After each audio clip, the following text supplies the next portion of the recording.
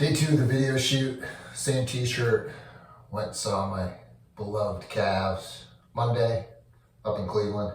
Playing against probably my second favorite team right now, which is the New Orleans Pelicans. Unfortunately, Zion Williamson didn't play, he's still banged up, but it was a great game. Cavs were kind of struggling the first half.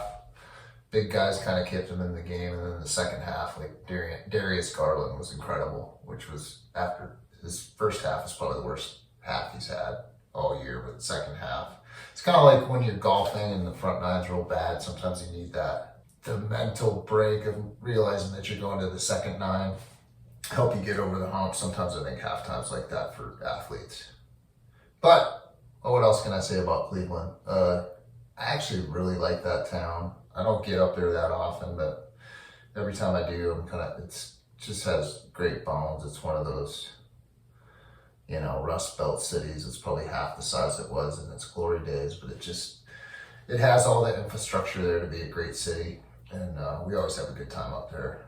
I could totally live there, but it's kind of the opposite of what I'm looking for as far as getting further away from winter. But cool town nonetheless. Nobody cares about that. We'll see if anyone cares about this. So I got this Guild Starfire III on Saturday. And on that note, it being a Starfire III, the reason I say that is because when I look in the little label in here, it says Guild model, Starfire III. Serial number, made in the USA, Westerly, Rhode Island. Yeah, this is a 1999 Guild.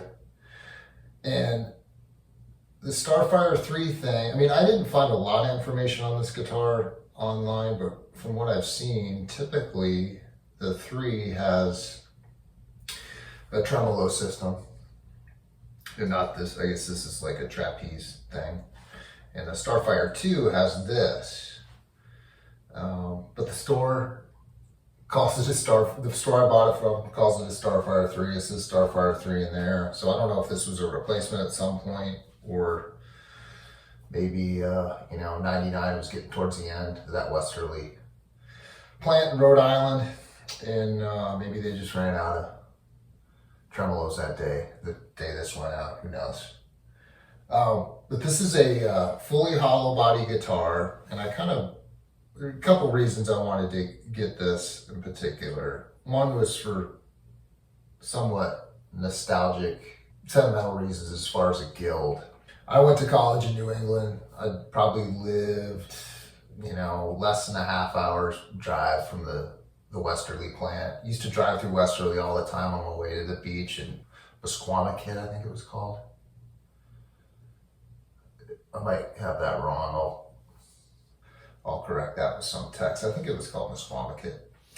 But anyhow, I was not aware at that time the Guild plant was in Westerly, but what I was aware of, when I went to college, I'd left and showed up with a Ovation, acoustic electric. Got it from a catalog for $350. Or my parents got it for me when I was probably 16 or 17. It was a fine guitar.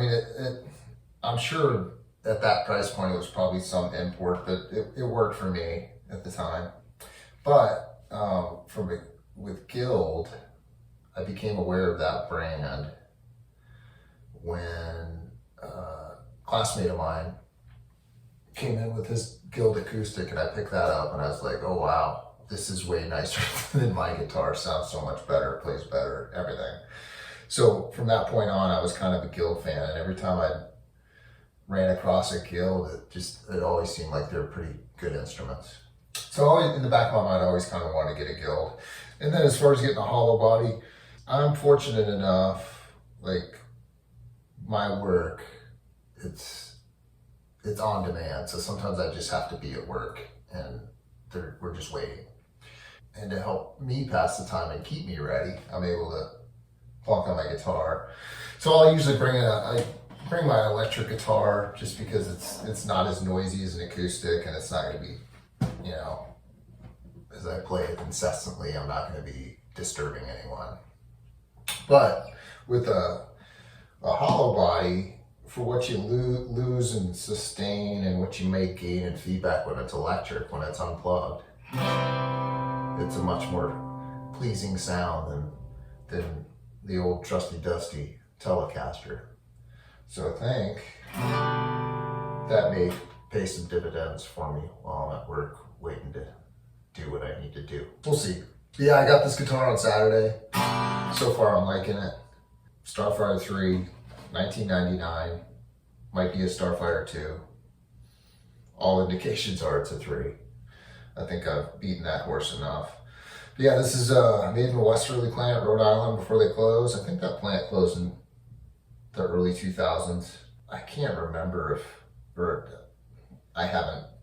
I know that Fender took over Guild at some point. I don't know if this is one of those eras. So I'm not sure on the pickups. I think these are probably Guild pickups where at some point in the 90s when they started remaking these, they were putting Seymour Duncan pickups in these. I think these are what they call the HB1s, which are obviously they're not the vintage HB1s, but they're a take on that. I think I'll shut my trap and play a couple isolated guitar tracks for anyone that's interested, and we'll wrap this up.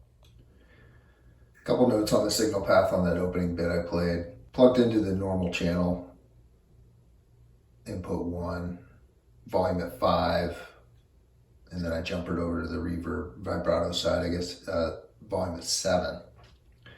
A lot of treble, not much bass, a little bit of reverb.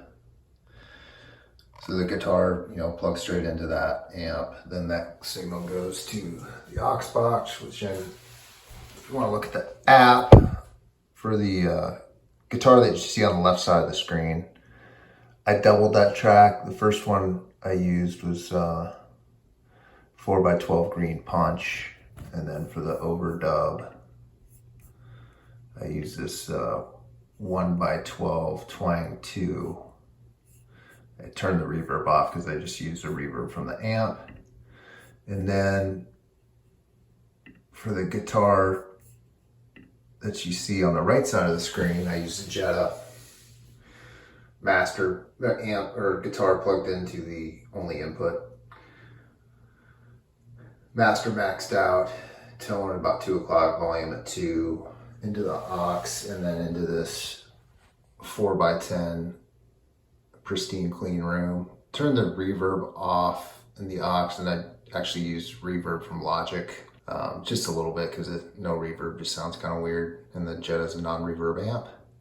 And then for these isolated guitar tracks, I'm going to once again use the Jetta, same settings.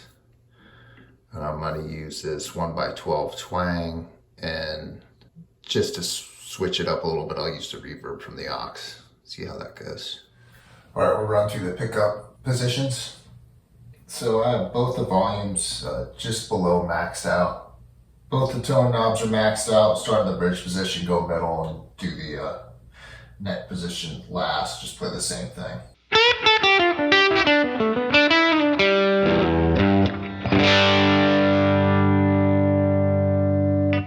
Middle.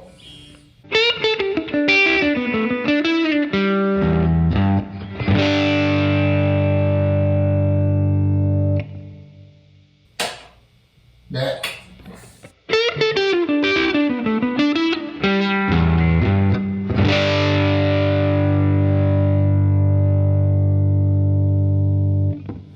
So what I'm going to do in this next demo, I got the volume just under maxed out. I'm going to use the bridge pickup, but what I'm going to endeavor to do is show you just like how changing your dynamics between using your fingers and how hard you hit and all that kind of stuff, the different sounds you can get without touching any controls. Oh, the tone's maxed out also, without touching any controls. And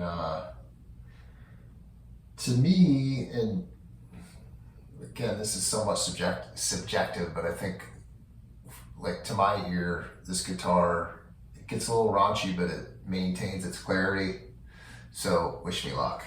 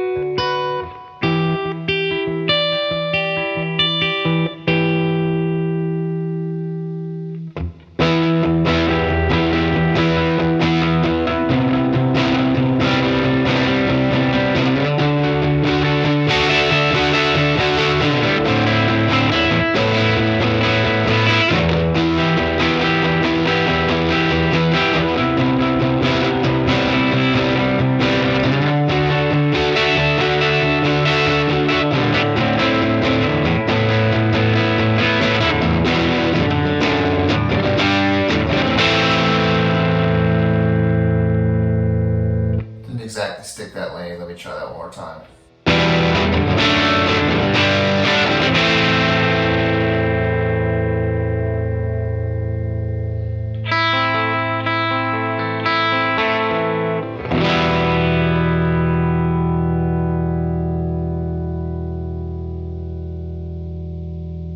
Still a little choppy, but you get the idea. I thought this might be of some interest to anyone that's interested in this guitar in particular, that being the Starfire. Obviously next to a Telecaster, just to kind of put it in scale, it is a larger bodied guitar in my experience. I'm about 6'3", so big body, long arms, really no issue for me, but it is a bigger guitar, so just if that's a consideration for anyone, just wanted to kind of put that in a scale.